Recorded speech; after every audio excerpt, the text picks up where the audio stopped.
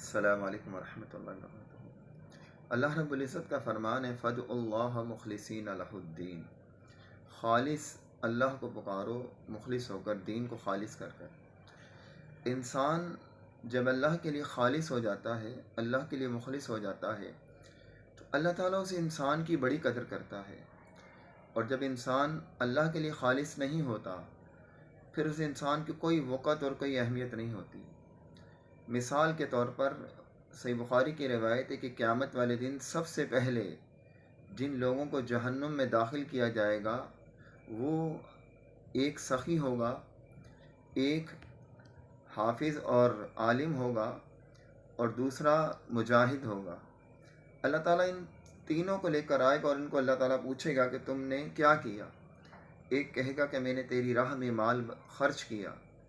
فرشتے جواب دیں گے کہ کذبت، تو جھوٹ کہتا ہے، تو نے تو اس وجہ سے مال خرچ کیا تھا کہ لوگ تیری سخاوت کے چرچے کریں، تجھے سخی کہیں۔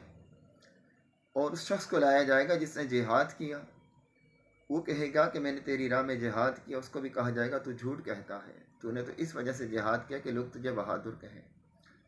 اور تیسرا وہ شخص جس نے دین سکھلایا، اس سے پوچھا جائے گا کہ تو نے کیا کیا، وہ کہے گا میں نے دین سکھلایا۔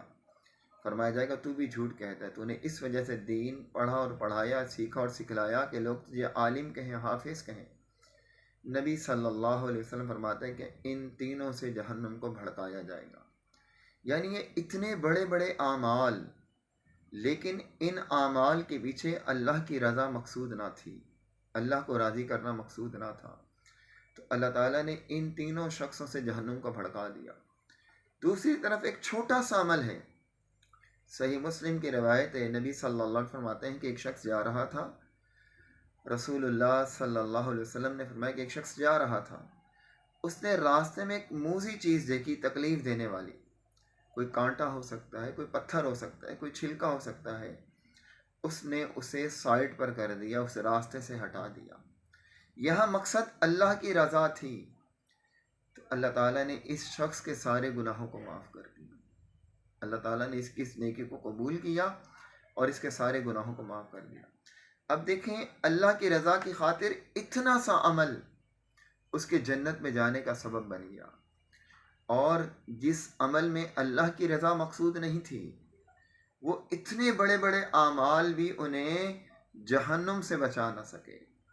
تو عمل کرتے ہوئے ایک لمحے کے لیے سوچا کیجئے کہ ہم یہ عمل کیوں کر رہے ہیں؟ کیا ہمارا رب اس سے راضی ہوگا؟ ہماری نیت، ہماری سوچ یہ ہے یا ہماری سوچ کچھ اور ہے؟ اگر ہماری سوچ اس کے علاوہ کچھ اور ہے، اپنی نیت کی اصلاح کیجیے، اپنی نیت کو سدھاریے۔ نیت کو سدھاریں گے تو اللہ تعالیٰ آپ کے عمل کی قدر بھی بہت کرے گا۔ اللہ تعالیٰ ہمیں اپنی نیتوں میں اخلاص پیدا کرنے کی توفیق عطا فرمائے، آمین۔ السلام علیکم ورحمۃ اللہ وبرکاتہ۔